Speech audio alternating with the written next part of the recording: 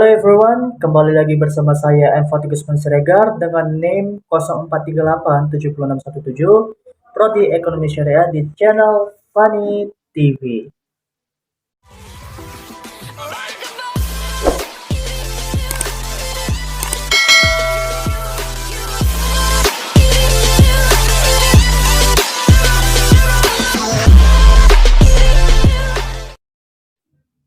Kita akan masuk ke materi yang pertama, yaitu ILO atau International Labour Organization. Nah, ILO adalah sebuah organisasi dan wadah yang menampung suatu isu buruh internasional di bawah naungan PBB. Tujuan utama pada ILO adalah untuk meningkatkan kesejahteraan pekerja di seluruh dunia melalui penciptaan lapangan kerja yang layak dan pelindung sosial bagi para pekerjanya. Nah, ILO juga bertujuan untuk meningkatkan kesempatan kerja dan memperbaiki kondisi kerja di seluruh dunia. Nah, fungsi utama ILO ini adalah menciptakan standar internasional dalam hal ketenangan kerjaan dan hak-hak kerja, termasuk hak-hak fundamental seperti hak untuk bekerja, hak untuk tidak dikenakan diskriminasi, dan hak untuk memperoleh upah yang adil dan juga hak untuk bekerja dalam kondisi yang aman dan sehat. Nah, ILO sendiri itu juga berperan penting dalam menciptakan kesejahteraan global tentang isu-isu ketegangan kerjaan dan memperjuangkan hak-hak pekerja di seluruh dunia melalui berbagai kampanye dan inisiatif.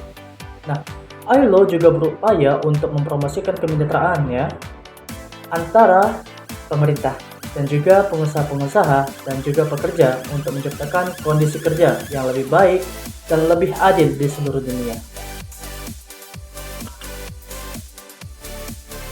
Oke guys, kita langsung masuk ke materi yang kedua, yaitu IMF atau International Monetary Fund.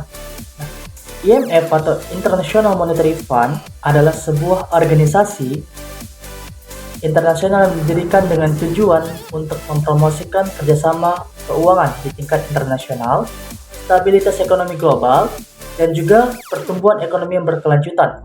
Nah, fungsi utama IMF adalah memberi bantuan keuangan kepada negara-negara anggotanya yang mengalami kesulitan atau krisis keuangan. Nah, IMF juga memberikan saran dan dukungan teknis kepada negara-negara dan juga anggota-anggotanya dalam hal kebijakan fiskal, moneter, dan struktural untuk membantu mengatasi masalah ekonomi. Nah, IMF juga memantau kebijakan ekonomi negara-negara dan juga anggota-anggotanya dan memberikan rekomendasi untuk meningkatkan stabilitas dan pertumbuhan ekonomi. Nah, IMF juga membantu negara-negara anggotanya dalam melaksanakan transaksi keuangan dan juga mengembangkan sistem keuangan global yang lebih dan juga transparan. Oke guys, kita langsung masuk ke materi yang ketiga, yaitu import. Import adalah suatu istilah yang menggambarkan atau yang digunakan untuk menggambarkan suatu barang atau jasa yang dibeli oleh suatu negara dari negara lain. Nah, import dapat mencakup berbagai jenis barang atau jasa, mulai dari bahan baku, barang jadi, hingga barang profesional. Fungsi utama impor adalah untuk memenuhi kebutuhan dalam negeri yang tidak dapat diproduksi secara efisien atau yang tidak tersedia di suatu negara. Contohnya, satu negara mungkin perlu mengimpor bahan baku atau produksi barang seperti baja ataupun minyak mentah karena tidak ada sumber daya alam yang memadai dalam negeri. Namun, impor juga dapat memiliki dampak negatif terhadap perekonomian suatu negara.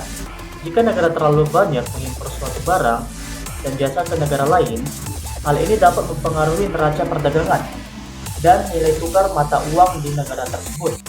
Nah, selain itu, impor juga dapat merugikan produsen lokal jika mereka tidak dapat bersaing dengan harga dan juga kualitas barang impor yang lebih murah dan juga yang lebih baik.